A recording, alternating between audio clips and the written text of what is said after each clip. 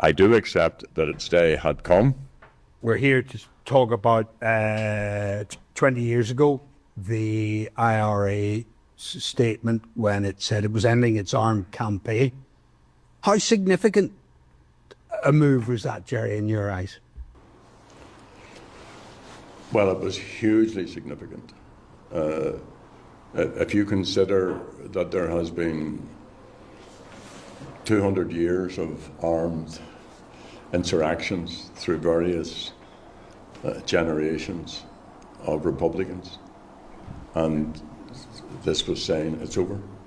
And some people, I asked Jim Gibney the other day, how significant is this? He said, it's the first time in 1,000 years that armed actions, armed struggle has been set aside as a mode for struggle. So I do think, and I'm always very conscious to preface this by acknowledging the hurt that the IRA caused and to people who have been bereaved or injured. But I do think that the IRA deserve huge credit for taking that very, very courageous position. And it has opened up the ground for all of us who want a new Ireland, for all of us who want a united Ireland or an end to the Union or an end to partition.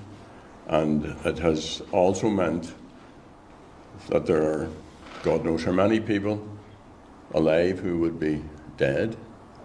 It means that those folks who made up the IRA or supported the IRA, who ended up in prison, who ended up in graves, now folks can rear their children in the knowledge that they're not going to end up in that quandary, that there's a peaceful way to do it, peaceful way to move forward, and that should be our focus. So it was 2005, St Andrews was yet to be agreed. What were the circumstances that enabled the IRA to end their campaign? And was that a precondition to any deal that would see the DUP enter power share? Well, the entire matter of initiatives by the IRA, going right back to its first cessation in whenever it was, 94, have to be seen in the context of efforts to build an alternative to armed struggle. And that goes back to Father Alex Reid, goes back to Father Des Wilson, myself, the early talks with John Hume, Sinn Féin actually deciding to embrace peace as a political objective. Scenario for peace, towards a lasting peace, other discussion positions brought forward. And what the IRA was responding to was the outline of a way of going forward as or instead of armed actions. In the peculiar circumstances of 2005, so the process was up and down, and David Trimble was finding it very, very difficult to sustain an involvement and to keep his party with him and all of that. And around that time, I can't put the precise date on it, but around that time, maybe 2003, 2004, myself and Martin McGuinness formed an opinion that we needed to get Ian Paisley somewhere into this process. And we were in the Assembly, and we both had noted independently that at different times he was showing an interest in something that may have been said by a Sinn Féin person speaking. So we decided that we would look at his positions, and he had put up all these different obstacles. And we decided to see if we could put together a strategy to remove all these obstacles so that he had no option but to embrace the process. And I spelled that out in a speech at Bodenstown, not in those clear terms, but that sense of it, because a lot of nationalists and Republicans thought the process was in deep trouble because of where where it was situated. We also briefed both governments that we were going to try and get Paisley involved. We opened up a back channel to the DUP. So the DUP and I, sorry, not me, but the DUP and Sinn Féin were privately trying to figure out ways to go forward, and it was that possibility of getting a deal. Now this becomes immensely involved and complicated, because we actually did have a deal. I love telling this story. We did have a deal with the DUP, and Ian Paisley was to go into the chamber and make a statement. And the statement had been agreed privately with us. And just before he went into the assembly to make the statement, he sent his word that he couldn't make that statement because there was a resistance within his party. It was the 12 Apostles, as they were called, right? So this was like within minutes before he made the statement, half an hour or so before. So we all got into the assembly, and Ian was going to make a different statement, and that would have meant that the thing was scuppered. And then in arrives Michael Stone. At that very second, he arrived in as Paisley got up, or just before he got up to speak, and of course the whole thing was bedlam and went into pandemonium. And I remember myself and Martin actually assisting Ian Paisley out of the building, and his son Ian Og was there as well, and hightailing it down to Stormont Castle to Peter Hayne, I think was the Secretary of State, and saying to him, "You need to get that man in here." Now, it took another 6, 7, 8 months to get from that position, but I always thought there was an irony in the effort by the DUP hardliners to thwart an agreement was prevented by the attack by Michael Stone, the arch loyalist. And eventually we did get that famous optic of the Sinn Féin and DUP leadership side by side. So it was the IRA had spelled out in a number of statements its preparedness to accommodate, to support, to facilitate a comprehensive agreement, and that's what we eventually ended up with. Okay, so was it a sort of precondition, or at least something that the DUP wanted, an assurance, at least? Well, the DUP wanted many things. Remember, sackcloth and ashes. Mm-hmm.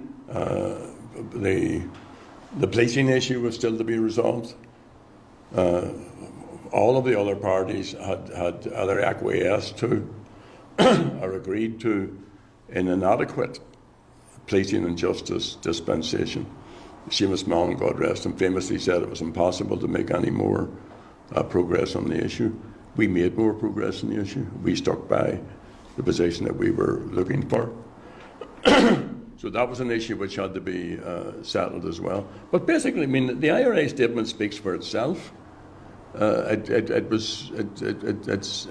Walsh read it out, and it said that it thought there was now the possibility or the opportunity to proceed towards Republican democratic objectives through peaceful and democratic means, and ordered its volunteers to abide by that and to be involved in no other activity whatsoever except developing programs to do just that. So it didn't get into the detail, of course, of what that's up to the rest of us to do. But in terms of it leaving the stage, I think it was a huge vote of confidence in the people. It was a huge sort of it was a non-defeated army basically saying, look, it's over to you. We're satisfied that no one else needs to be killed, to go to prison. Let's proceed to find ways of governing ourselves in the future. Did the end of that armed campaign make the likelihood of United Ireland greater? Well, bear in mind two elements. None of those who are anti-United Ireland welcomed the IRA initiative. It was rubbished, it was ridiculed, it was treated very sceptically and cynically. So those who had that position, and who still have that position, if they read what I'm saying now, they'll take issue with it. But the fact is that the IRA, and the proof of it is in the last 20 years, is not part of life in this island. So it does provide the opportunity for an agreement, which is the Good Friday Agreement, to be developed and to be implemented. And I can say with certainty there is going to be a referendum on the future of the island. We don't know when. We know the British government doesn't want to do it. We know this current Taoiseach doesn't want to do it. We know the unions don't want to do it. But it's going to happen, because that's the direction of travel, and that's what all the indicators are, and that's what we are totally and absolutely committed to working with others to bring about. So there's going to be a referendum, and what we need to do is to not recommit Brexit. We need to plan, we need to talk, we need to dialogue, and that is also the challenge for unionism. But whatever about their position, and they're entitled to it, we do need to explore. This is our place. It's our place collectively as an island people. We need to start trying to figure out, can things be better? And there are indicators there that there are people who would be traditionally unionist or who would be committed to the union. But they're starting to wonder, are they valued by London? Are they valued by the British system? Would they not have a better say in an Irish national democracy, or whatever form of democracy people decide to put together?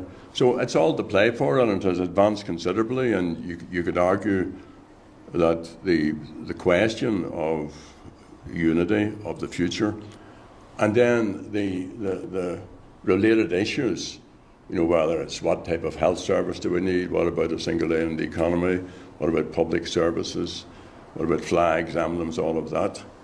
They're all being discussed out, they're all being looked at, there are books being published, there are studies being done, there's ongoing opinion polling, which I don't pay that much heed to, but there are people with great knowledge and expertise examining all of these questions and trying to inform people so that people will make an informed judgment when they come to putting their mark on the ballot paper when the referendums happen.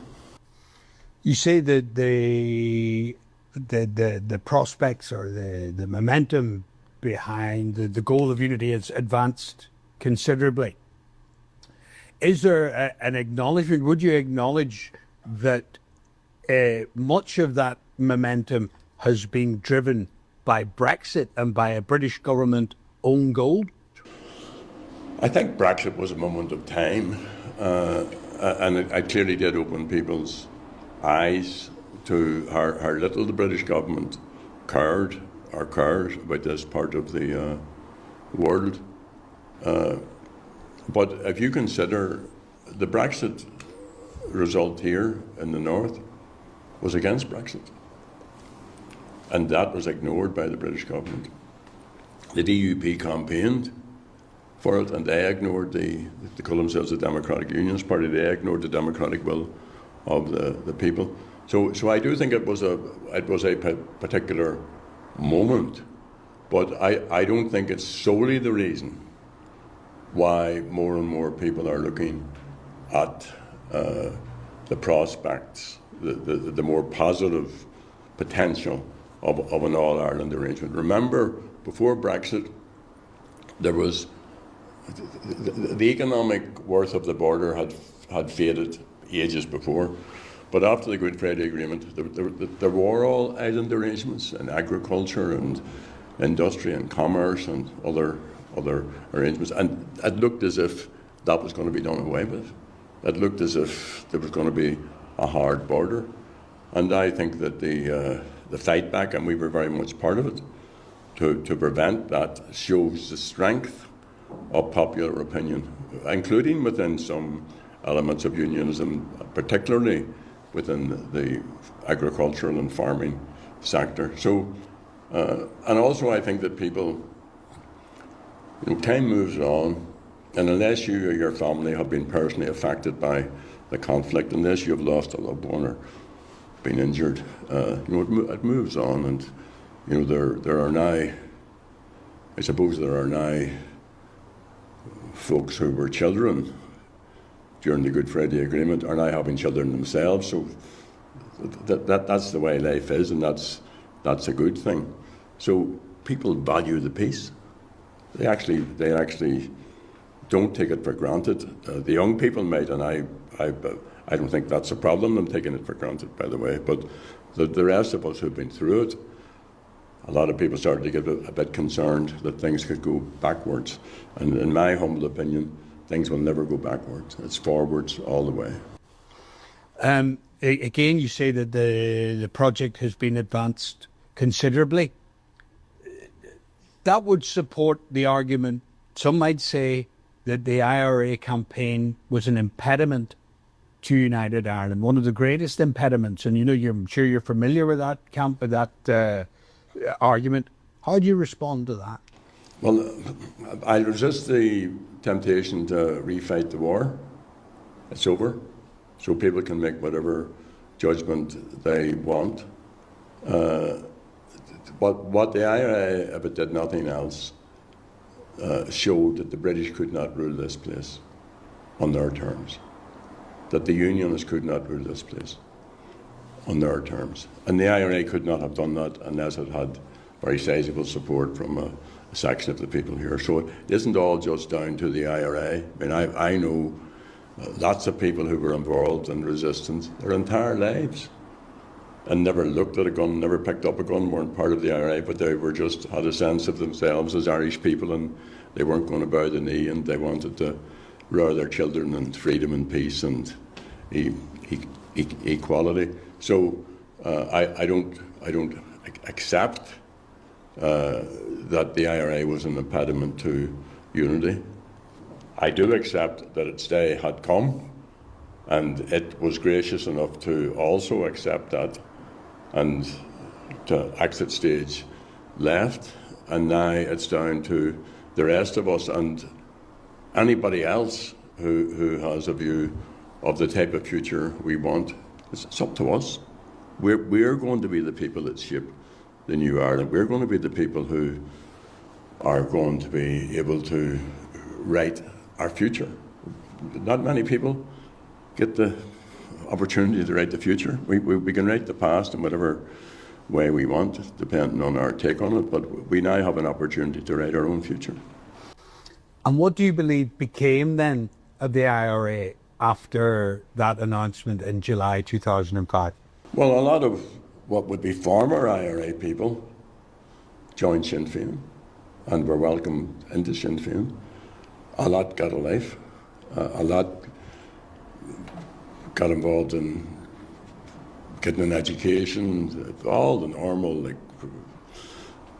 academia, there are former IRA people without making anybody paranoid, just getting on with their lives in all sorts of ways. I remember that this also was 20 years ago. So it's in the nature of life that we all the time keep regenerating ourselves. So the arms issue was dealt with to the satisfaction of the International Commission on Decommissioning. There are clearly legacy issues. They're causing huge disquiet. I mean, why would Keir Starmer take up the position, or Hilary Benn take up the positions they're taking up to prevent families And as far as I know, some of the families involved, like the family of Sean Brown, what was Sean Brown guilty of? Being an official in the GAA, being a leader in his community. And yet there were British agents all around that man's murder. Similarly with Pat Finucane, which is coming into another phase of the family's search for the truth. So why is Starmer taking up the position that he's taken up? Why is he refusing to accept the outcome of his own Supreme Court in relation to internees who were unlawfully detained? And I'm not talking about myself, although I was probably the test case, but there's up to 300 or 400 mostly men out there who were unlawfully detained for years. Why is he saying they're not going to get compensation? It's ridiculous. It's ridiculous that when you see what's happening in other parts of the world, that the British government is not getting itself behind the efforts that were agreed at Stormont, agreed in different other agreements of dealing with the past. The RA is gone. Another thing you need to reflect upon is, what's the story with these unions, paramilitaries? What's the story with the British agents, or agencies that, the MI5s, the different other versions of it? What are they doing? What are they doing out there? So that's the responsibility of the British government. The Republicans have dealt with all of these matters satisfactorily. And the proof of the pudding's in the eating. Here we are, 20 years later. It's still a battle a day. The unions, in my opinion, most unionist leaders know that the game is up. But it's not over. So what they're doing is trying to delay and to dilute change. And some of them may be genuinely afraid or concerned about the future, and again, dialogue will start to find the answers to all of that. But if you were to ask me what's the key objective of the DUP at this moment, to unseat Michelle O'Neill as First Minister in the elections in 2 years' time. That's the sole objective of the DUP. And all of its positions, whether it's around bonfires, whether it's around signage and a bus station, whether it's around Casement Park, all of it is being dealt with through that prism. Get to the election and get a unionist First Minister in place. And the rest of us who are sensible need to make sure that the progressives in the Assembly continue to build their majority and continue to make coalition work and continue to deal with issues which are affecting people. So you're suggesting that there's a lack of strategizing within political unionism? Oh no, they're undoubtedly strategizing, but it's day-to-day strategizing. It isn't. We're going to look back at 20 years. We're also going to look forward 20 years. Where is unionism going to be in 20 years? You could be relatively certain that from the Republican strategies, from the work that we're doing, and obviously you have setbacks and it's slow and you can be frustrated at maybe some of the diversions and distractions that present itself. But Republicans are aiming to have a completely new dispensation based upon the democratic will of the people. The unions aren't doing that. Some are. Some have put their head above the parapet and said, look, let's look at where we are and let's think about this, Some know that it's not a matter of no surrender, or what we have we hold, or we are the people, or not an inch. All those days are gone. Do you think that it's counterproductive very often for Republicans to highlight the flaws in unionism thinking, or to ridicule it sometimes? Yes. I don't always succeed. Sometimes I have slippages. But yes, I think that, we have to appreciate, for whatever reason of history, that we're all here together. Right? Now, lighting bonfires laced with asbestos between two electrical transformers, that doesn't, rock my boat at all. Right? People here found it fail and fubble and moved into an entirely new, inclusive, enjoyable artistic expression of communal values and culture and so on. And incidentally, increasingly every year at the Field, more and more people come from obviously Protestant or Unionist backgrounds, and the big dance nights have huge numbers of youngsters from Sandy Row and from the Shankill and from East Belfast and other Highfield and so on. So those barriers are slowly being broken down. But the direct answer to your question is yes. It's better to try and understand. So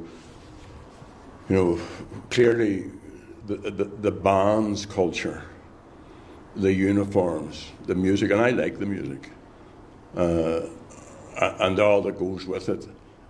Some people within unionism, loyalism, orangism, they like that, and no harm. I'm 100% certain in most parts of the north that is, particularly in rural areas, a family day out. Mightn't be everybody's cup of tea, but it's enjoyed by them. It's when you see the type of scenes that you see in interface areas, when you see it being reduced to just sectarianism, when young people are being led up the wrong way, when there's clearly drugs and paramilitary involvement in drugs behind some of these issues, which the one in the village dominated attention for the run into the 12th. So clearly that has to be tackled at one level, but on the other level, let's find outlets. I mean, there will be orange parades in a New Ireland. Orange is one of our national colours.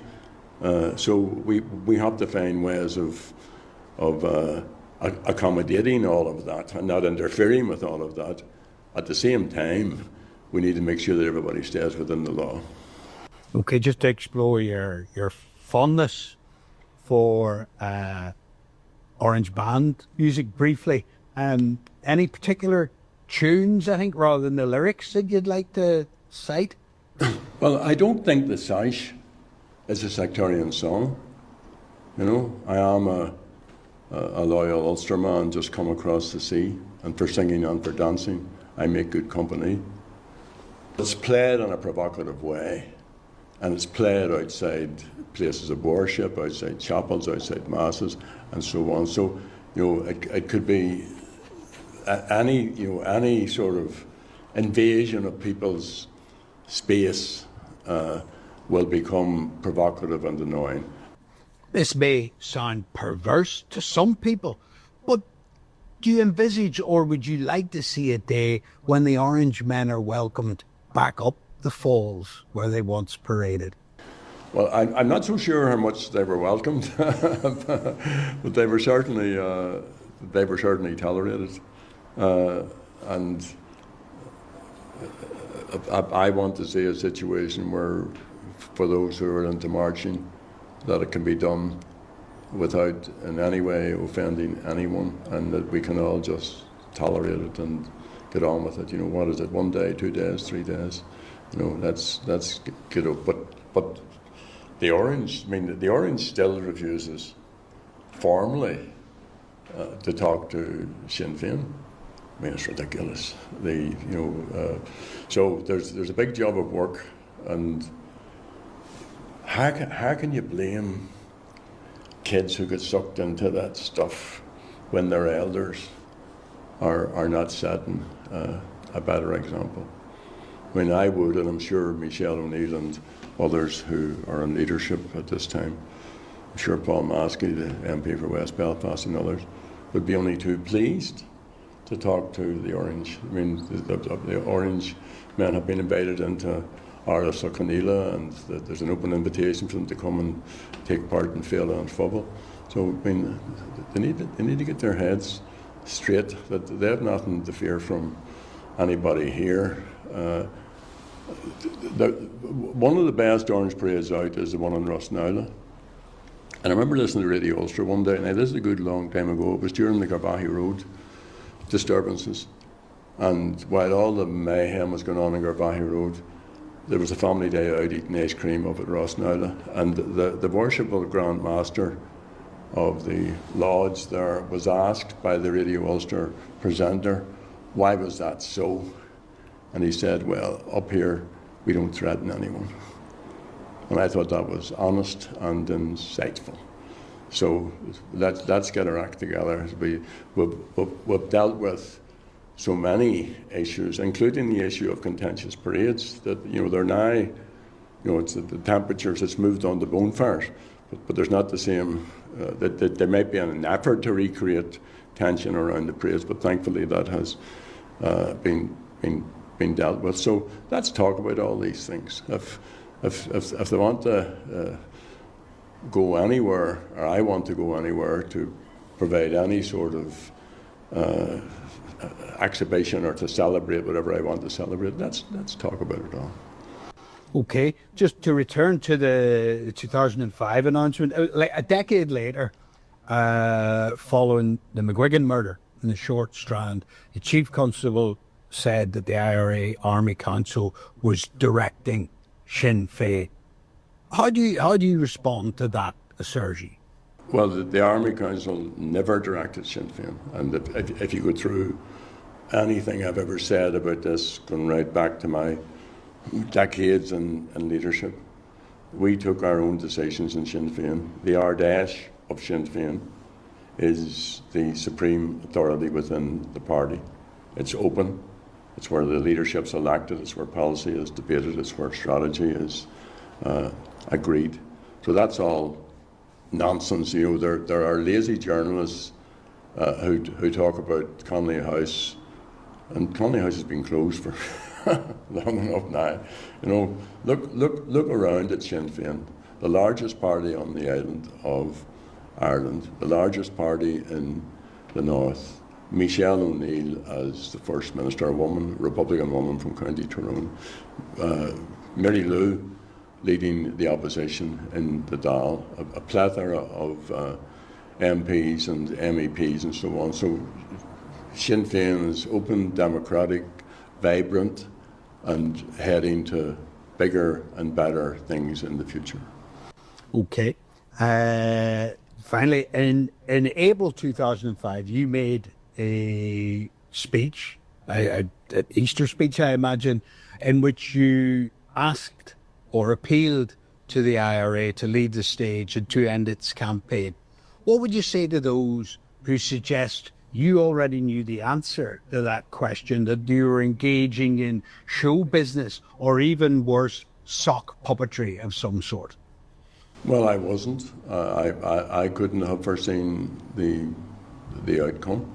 Obviously, I wouldn't have made the appeal had we not worked very, very hard at creating the conditions that would have made it easier for people to embrace what was being set out. But, none of us foresaw, the Omagh bombing a way back, just in the aftermath of the Good Friday Agreement. So it's impossible to legislate for any of this, and I said again, to the credit of the IRA, the vast majority of IRA volunteers, of those who supported them, of their families, of the communities in which they were centrally a part of, all embraced the new dispensation. And the proof of that is the growth of Sinn Féin. Had they not done that, you wouldn't have the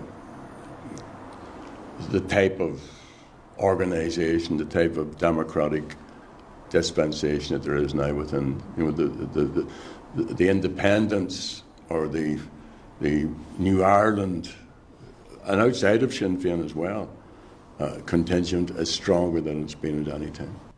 There are still organisations, of course, which will use that name, Oglan Ahern and the IRA. Are you in any way optimistic that they to borrow words from Pope John Paul, may return to the path of peace at some stage? Well, they have no purpose. There is no purpose. There's no reason. If they want to parade about, if they want to dress up and do whatever commemoratives they want to do, that's fair enough. That's legitimate enough. But it's not serious. There are ceasefire soldiers out there, and it's also, and sometimes it's in the nature of the human condition. It isn't that uniquely Irish that as struggles move into new phases, some people can't embrace what's going on. Some don't want to lose whatever perceived authority they had. But there's no reason whatsoever, none whatsoever, for any group purporting, pretending, or indeed acting in an armed way at this time. No reason whatsoever. Okay, it's over to you to speak about Micheál Martin, and I imagine it's more than just say slap it up you after Sunday, but go ahead.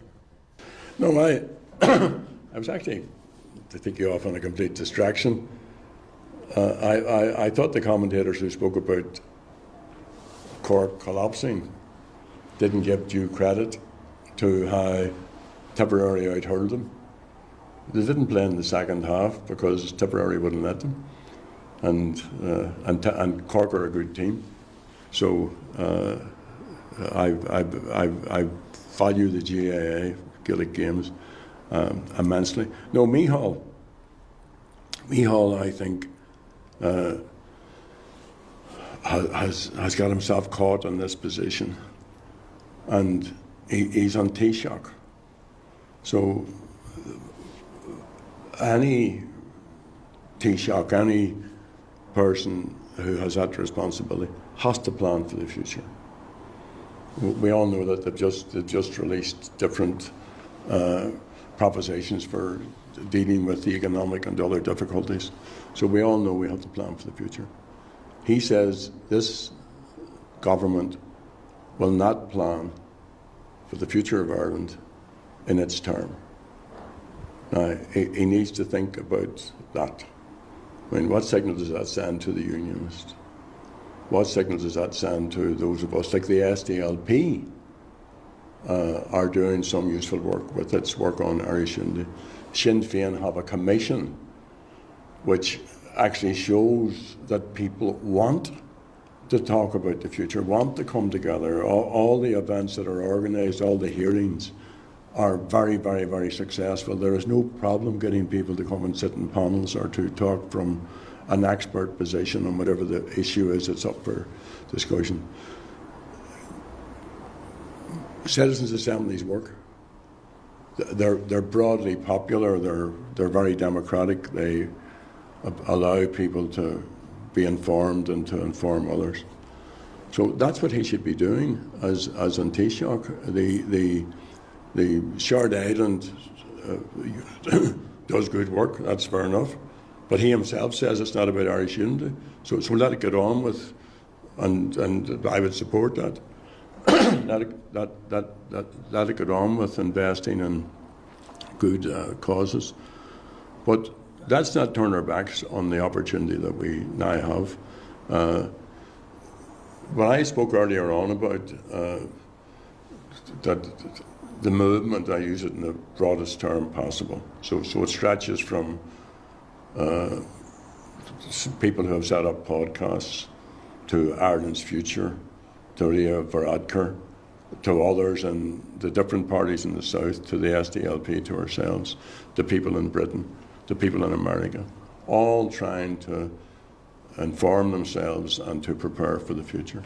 That's what an Taoiseach needs to be doing. He has to embrace the notion that he could be an Taoiseach for the whole island of Ireland if he paid attention to what people are saying to him about the need to have dialogue and discussion about what sort of Ireland we want. Okay, I'm going to squeeze one last one in, Gerry. You've obviously aware about the debate triggered by Cumber and different things about the GAA, and you've heard that unionist concerns about the Joe Cahill Cup.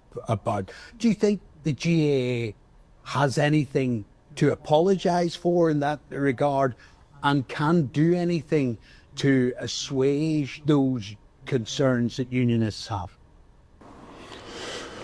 Well, if there are real concerns there, then I'm sure the GAA would find ways of assuaging them. I'm sure that would be the case. I mean,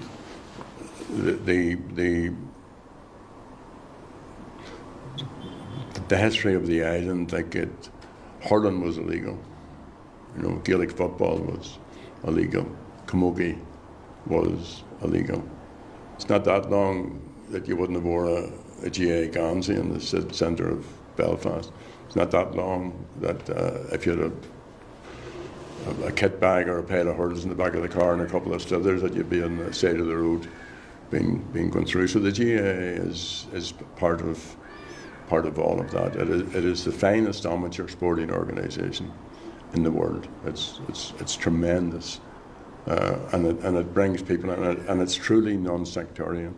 It's truly colourblind in terms of the New Irish and everywhere and everyone else. So, I mean, sport can be, as Michelle O'Neill said recently, sport can be a great uniter. And I would challenge anyone who's interested in sport or athleticism to go to, whether it's